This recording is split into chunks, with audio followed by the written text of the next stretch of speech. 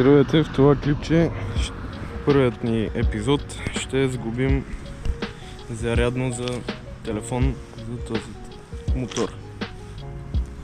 На екрана виждате кое е зарядното, купено от AliExpress, както доста на стоки, един от любимия магазин на българин. И ето това е зарядното за мотоциклета. И сега ще го монтираме от тук. Ето кабелите ще минат от тук отдолу и тук долу не е акумулатора. Значи покрай тези пластмаси трябва да минат кабелите. В комплекта както така има гума, един предпазител и малък 6 грам за захвата на зарядното. Ние решихме да го сложим тук. Така това се натиска, дърпа се назад и Type-C зарядно има. И пак така с бутане се прибира, штраква и готово. И сега отиваме към акумулатора през тази пластмаса. И вече свързахме минуса, тук вътре е плюса. Сега малко ще го покалеба. Ще оправя кабелите и сглобяваме мотора. И после отиваме да го пробваме. Моторът е сглобен. В момента е включен към моят телефон. Да намота малко кабел. Палим и отиваме да тестваме доколко ще се заради телефона ми. Това е на 24%.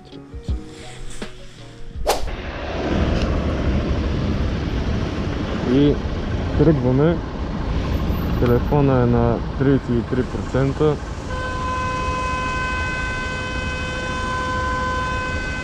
Тук оставят на работа. Колата им се стопи на хората. И разбира се, всички им викат, крякат. В момента ще отидем до един паркинг, да снимаме мотора и като интро за клипа. Защото аз направо от сглобяването на зарядното започнах. Хайде, тръгваме. Сега си...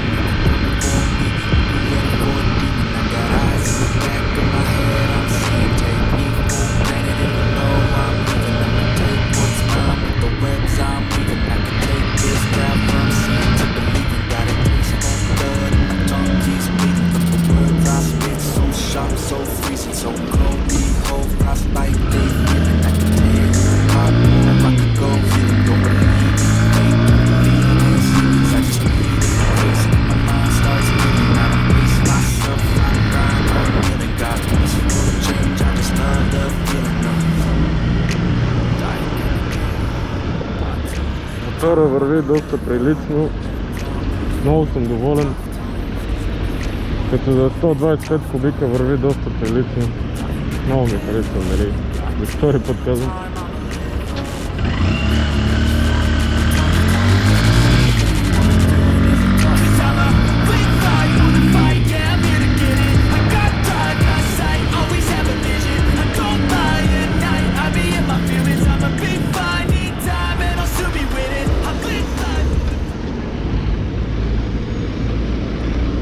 Пазарджик, вече 4:11, трафик, час пик.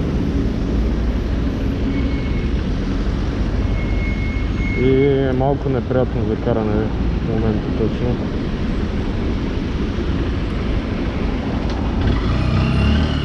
Доста движение има.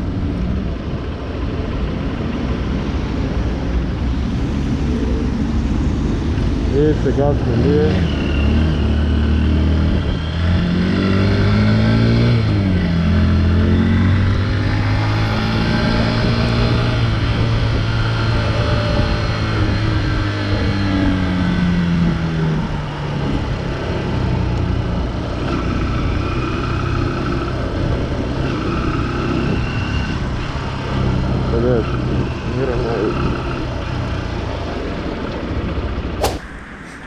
Това е моят мотор Honda CBF 125 кубика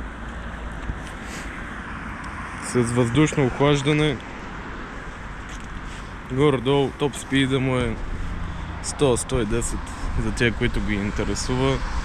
Разхода му е около 2-3 литра. И тръгваме.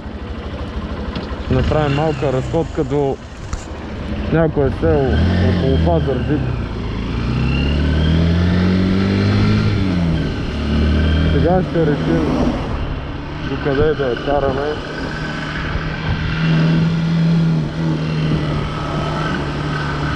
Времето е страхотно за каране днес.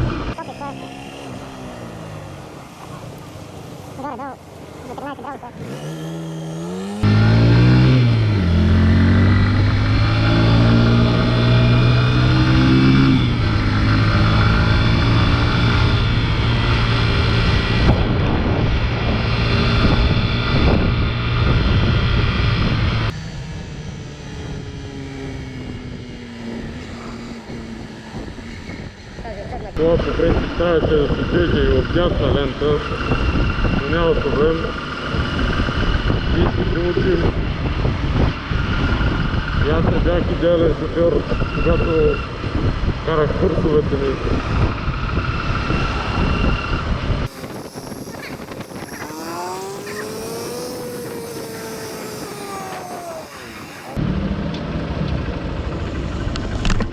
Това е едно от най-гадните кръстовища в нашия град. Доста натоварено.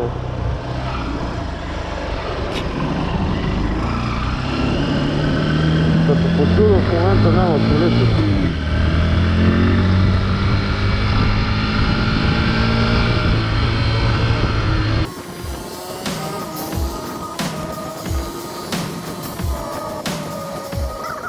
Искате да видите за следващите ни влогове.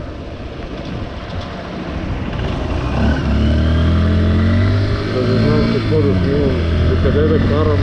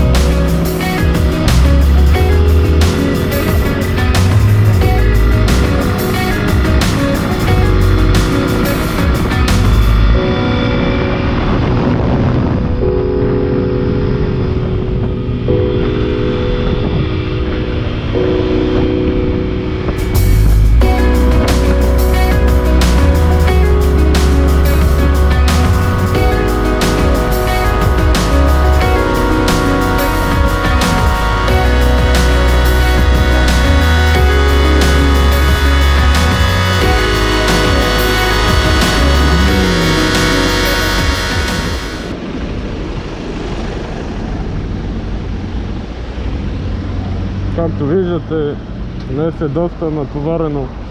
Той е час пик да е към 5-6 часа, не знам точно. Айде, малело.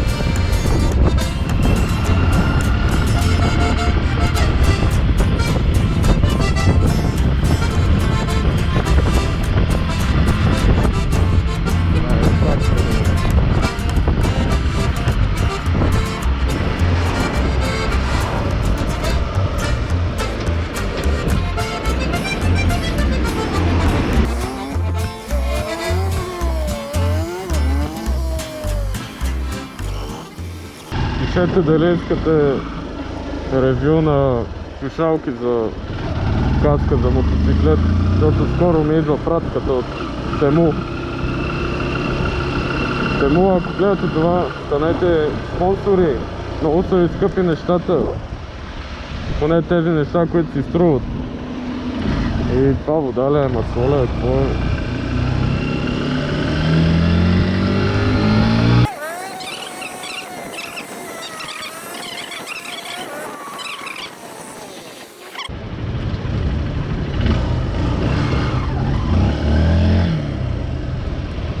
Тръгнах да върта задната гума, ама то движението вече тръгна.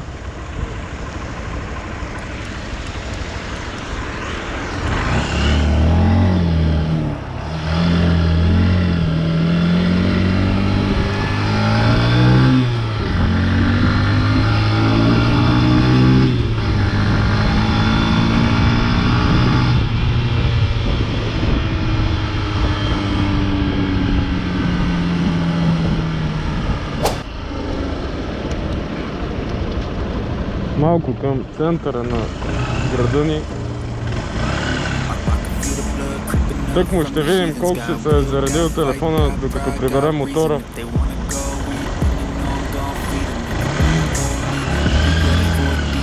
Много движение днес.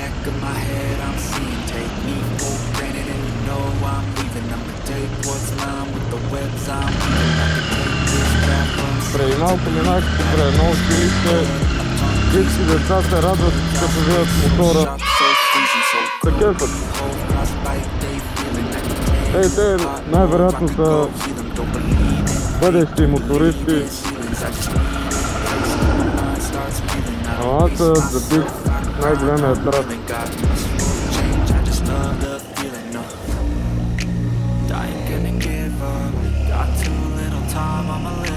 Ще е доста готин.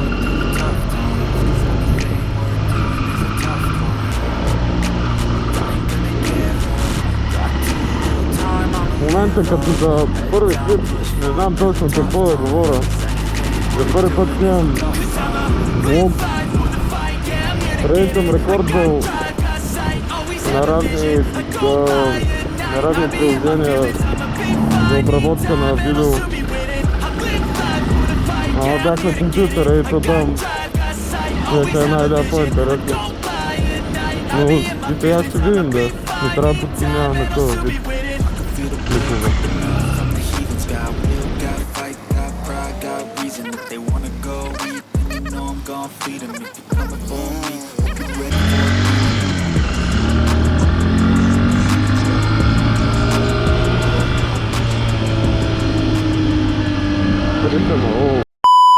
Има много некадърни шофьори в Пазарджик.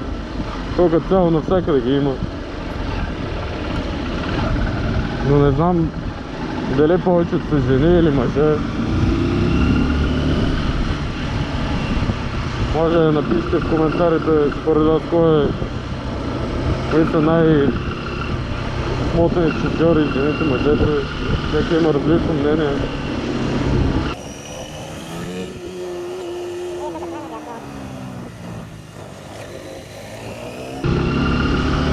Дано клипа да ви е харесал. Това ще бъде края.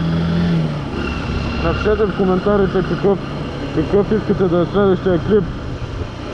Дали да е просто каране, или не знам, до някъде да отидем. Предложете дестинация. Сега не знам дали е хубаво времето, но все пак можете да предложите.